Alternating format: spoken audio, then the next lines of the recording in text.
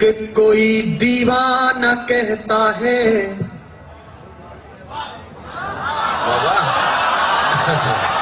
अरे दाद देनी है, खाज नहीं देनी है। सुनेगा, मस्ती के साथ सुनेगा। इसका वॉल्यूम बढ़ा दो भाई, मेरा कम है।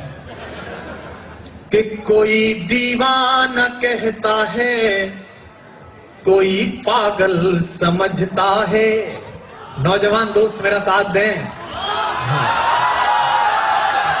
मैं समझ गया कि तुम हो। कोई दीवाना कहता है, कोई पागल समझता है, मगर धरती की बेचैनी को बस बादल समझता है। मगर धरती की बेचैनी को बस बादल समझता है। मैं तुझसे दूर कैसा हूँ, तू मुझसे दूर कैसी है। अब दिल धड़के तो उसे तालियों में बदलना। मैं तुझसे दूर कैसा हूँ, तू मुझसे दूर कैसी है। ये तेरा दिल समझता है या मेरा दिल समझता है। ये तेरा दिल, ये इस बार के सेमेस्टर में आने वाली है। कि मोहब्बत एक एहसासों की पावन सी कहानी है। बहुत अच्छे। तुम यहाँ थे, मैं तो तुम्हें आगरा में ढूंढ रहा था। कि मोहब्बत एक एहसासों की पावन सी कहानी है। कभी कबीरा दीवाना था, कभी मीरा दीवानी है। यहाँ सब लोग कहते हैं मेरी आंखों में आंसू है। ये पंक्ति सुनना और आप तक पहुंच जाए तो सूचित करना। यहाँ सब लोग कहते हैं मेरी आंखों में आंसू है। जो तू समझे तो मोती है, जो ना समझे तो पानी है। जो तू समझे तो मोती है। और एक बात और ध्यान से सुनना, आप उस दौर में हैं जब आप विशिष्ट हैं। जीवन को इस तरह जीना कि कोई मिले कभी तो खुद से नजर मिला सको। गालिब ने कहा, यह गालिब का शहर है दिल्ली, किसी से मिलने पर शेर सुनना बड़े शायर का। मत पूछ के क्या हाल है मेरा तेरे आगे, मत पूछ के क्या हाल है। मैं आरईसी में पढ़ता था, एक सेमेस्टर छोड़कर भाग आया और यहाँ पढ़ा रहा हूँ क्योंकि मुझे लगा it's better to be a good poet than a bad engineer. अब तो मैं अपना ही भविष्य बिगाड़ रहा हूँ तो अब तो मैं देश का बिगाड़ रहा होता। तब पंक्ति पढ़ता हूँ। गालिब ने कहा, मत पूछ के क्या हाल है मेरा तेरे आगे, तू देख के क्या रंग है तेरा मेरे आगे। क्या बात। तब पंक्तियां सुनना कि समंदर पीर का अंदर है लेकिन रो नहीं सकता। लड़कों की खास बात चाहिए मुझे इस पर। समंदर पीर का अंदर है लेकिन रो नहीं सकता। ये आंसू प्यार का मोती है, इसको खो नहीं सकता। क्या बात है। ये आंसू प्यार का मोती है, इसको खो नहीं सकता। मेरी चाहत को दुल्हन तू बना लेना, मगर सुन ले। और जो खुददार लोग हैं उनकी तालियां लहरती दिखाई दें। मेरी चाहत को अपना तू बना लेना, मगर सुन ले। जो मेरा हो नहीं पाया वो तेरा हो नहीं पाया। जो मेरा हो नहीं पाया। और एक मुक्तक और सुनिए, इसके बाद मैं कविता पढ़ता हूँ।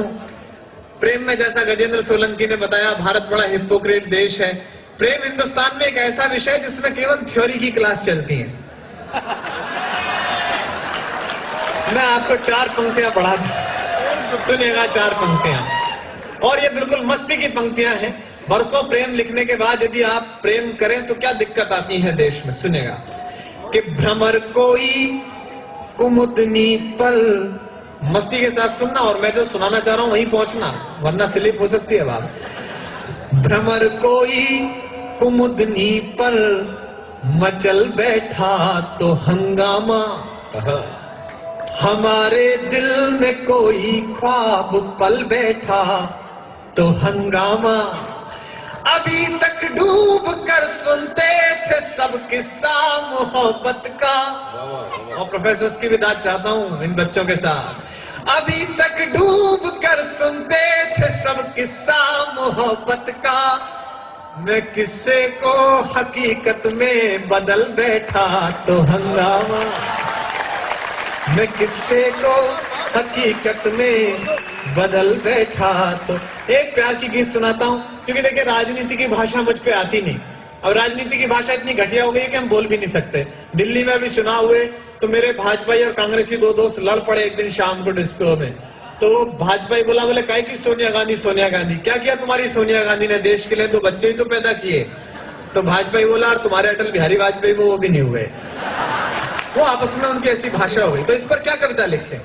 और अटल जी के लिए टिप्पणी की संदीप ने, मुझे अच्छा नहीं लगा। अटल जी 80 वर्ष के आदमी हैं, पूरे जीवन जिस आदमी को बहू नहीं मिली उसे बुढ़ापे में बहुमत मिला, ये उनकी खुद की उपलब्धि है। मुझे तो याद है अभी एक दिन अटल जी सोनिया जी के साथ सर्वदलीय मीटिंग में बैठे हुए थे, तो सोनिया जी ने कहा अटल जी ये पाकिस्तान बहुत गड़बड़ कर रहा है। आप जानते हैं सोनिया जी बहुत अच्छी हिंदी बोलती हैं। जब वो हिंदी बोलती है मुझे पता नहीं बातें कहां होती है लेकिन शरीर में खिल जाती हैं। तो बोली अटल जी ये पाकिस्तान बहुत गड़बड़ कर रहा है, आप इस पर हमला कर दीजिए।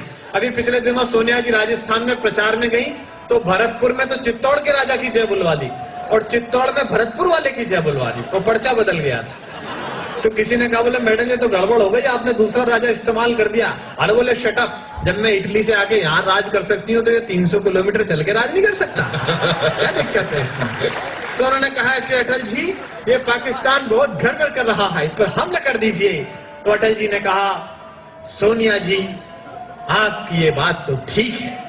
तभी वहां टोनी ब्लेयर बैठे हुए थे।